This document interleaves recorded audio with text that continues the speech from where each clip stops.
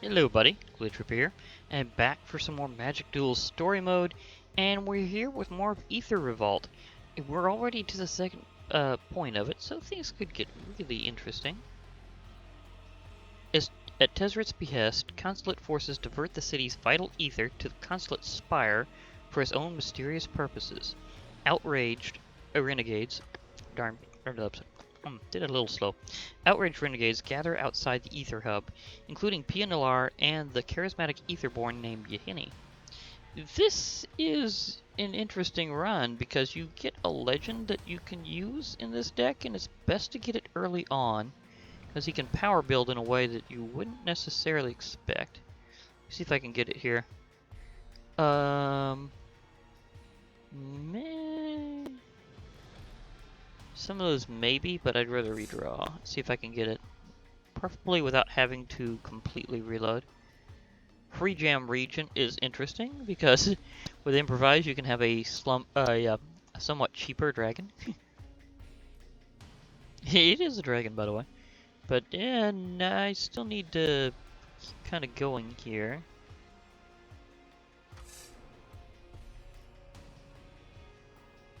Pretty big.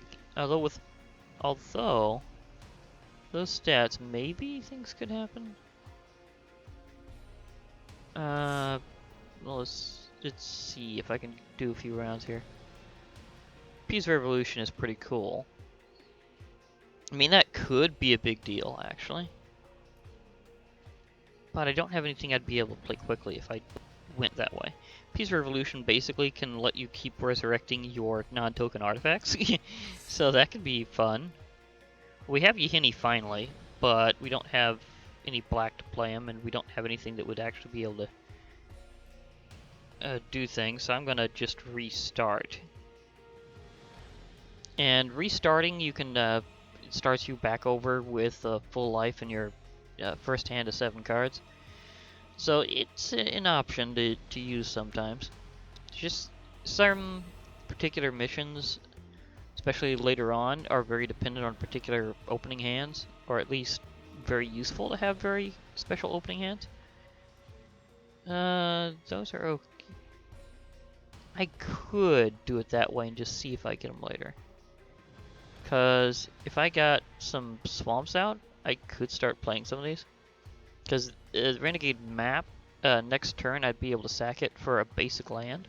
So I could get red that way. So there is that possibility. And this is actually decent blocker. So for third turn, as long as I'm starting first, maybe. I mean, I could try. See how this goes. Walking Ballista has it's kind of a late starter because that XX cost for generic mana. That, I mean, you're paying twice X, but it comes into play with like that many counters, and you can kind of remove the counters over time. But it's best played when you have a ton of mana, especially because that's 2x cost, not just, oh, I got a Evolving Wilds. That's really convenient. Means I don't have to sack the other land. I can sack this one instead. Yes, I will be taking a mountain.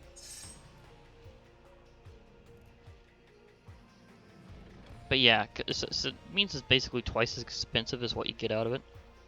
So, well, it does have a few interesting abilities.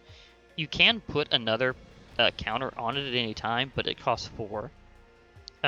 When you remove a counter from it, it deals 1 point of damage to target creature player. So it's expensive to use, but you can kind of use it to rush down a few things.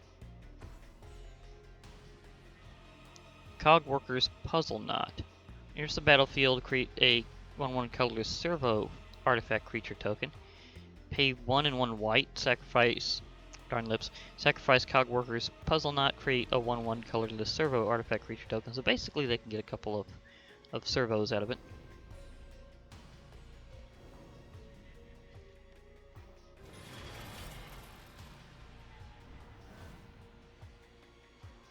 Ooh, Dragon Skull Summit.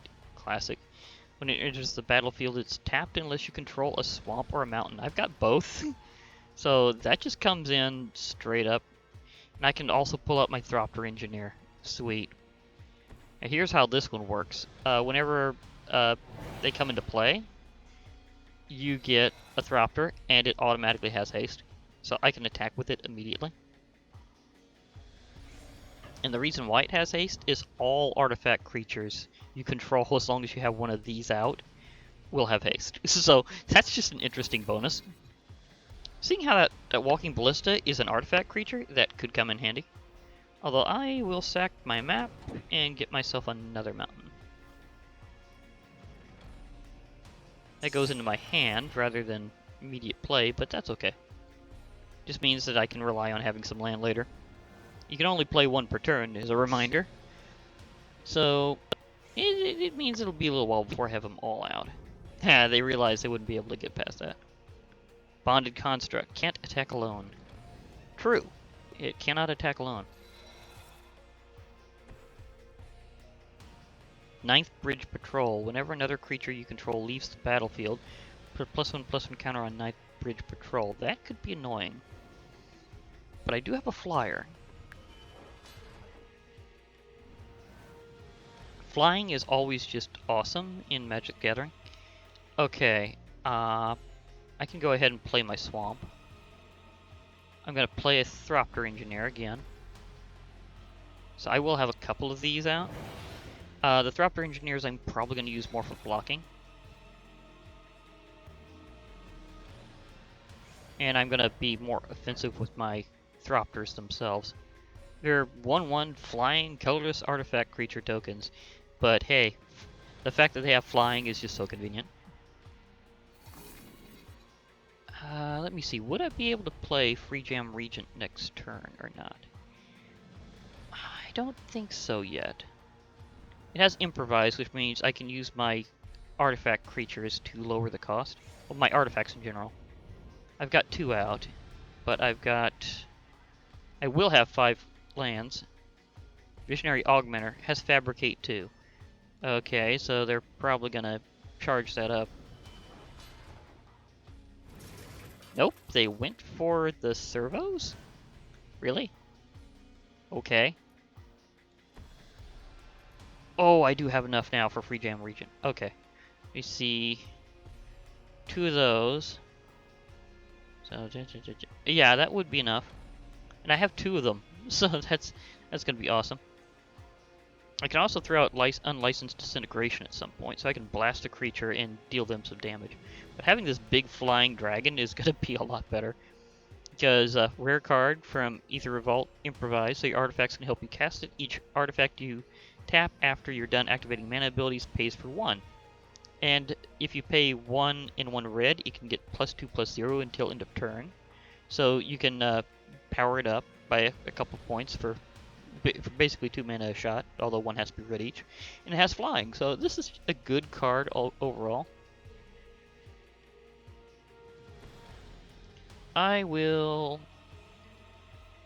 Let me see here. Let's shoot those there. I think that's all I needed to do. Is just actually just tap that 1. Yeah. So I won't be attacking with this one this turn, but next turn I will have an assault ready.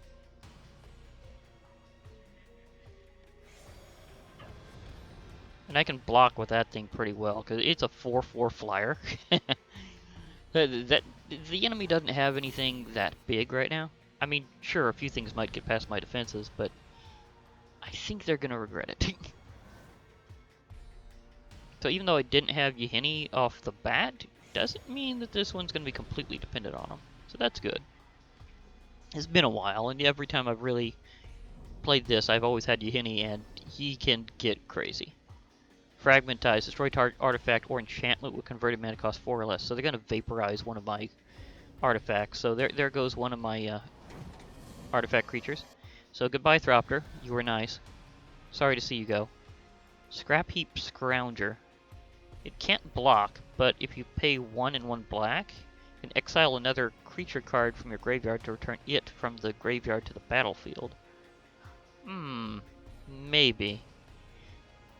I don't really have much in the way of creatures here, because I have basically a land and an artifact, so that's not gonna be a big thing. But I can, however, power up another free gem regent.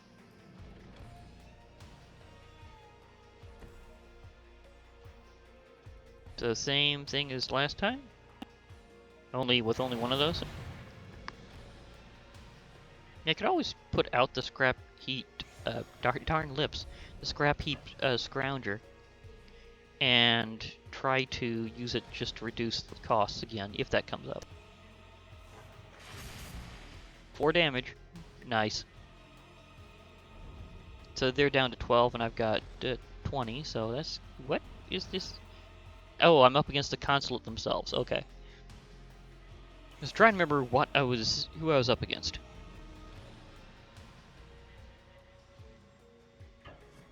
Okay. Here's where things get a little wacky. I'm gonna try to take down some of their I'm gonna try to take care of some of those, well, their tokens first, because they just disintegrate. They gonna pull a rabbit out of their hat? Nope. They're just trying to use the fact that they have too many things for me to block all of.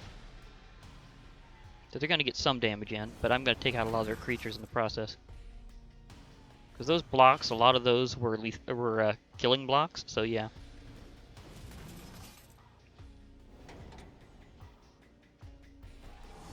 Oh, they're trying to power that thing up. Okay. So there was that. Vengeful Rebel.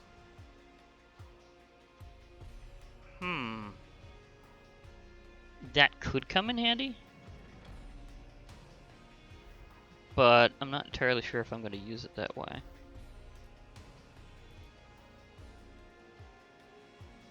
I mean, I could use this. Oh, I could pull a twofer. I have like 5 lands out. So I have access to 5 points of mana this turn, so... Let's see, I'll play Scrap Heap Scrounger. Just to have something like that out. And then... Oh, my audio, I've got to readjust my thing.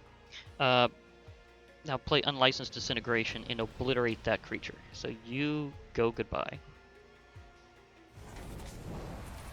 Man, they're in big trouble now. Because I have enough flying power left to wreck them. Even if... I mean, like, literally, even if I just let these 3 just hang back and just in case they try to do something, I have enough points that if they don't, they are gone. So this will probably finish it. Because they are tapped out on their creatures. Although they do have 3 cards in their hand and a good amount of mana. So we'll see if they pull out a sudden instant or something. But this is 9 points of damage and they have 9 points left. So Consulate, this one's for you, bud.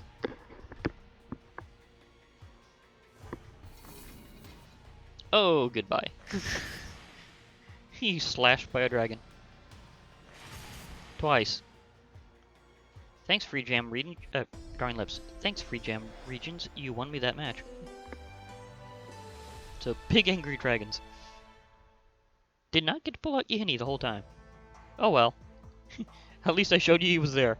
Okay, quest progress. Bow down. Yes, I ended turns while tapping creatures. And yes, there was a bit of black involved in that. So yeah, there we go. But yeah, more to the story. Pia and the renegade forces launch an explosive attack to reclaim the Aether hub. They manage to wrestle it away from Consulate control and restore vital ether to the city's inhabitants. But this is Chandra here. They didn't mention Chandra, but she's here. I guess she's just following her mom. She's just following her lead. Don't worry, I'll just be your walking torch. I saw no Chandra during this match, so how did she show up here? I don't remember if the next one just follows up with Chandra. It's been a while. But I do like this nice Embry animation I got going here, and she's so torch right now. Oh, well. Anyhow, I'll be back another time with some more. But for now, I'll be logging off. So, this has been Glitch Reaper. Hope to hear from y'all later. Bye for now, everybody. And remember, Friday Night Magic.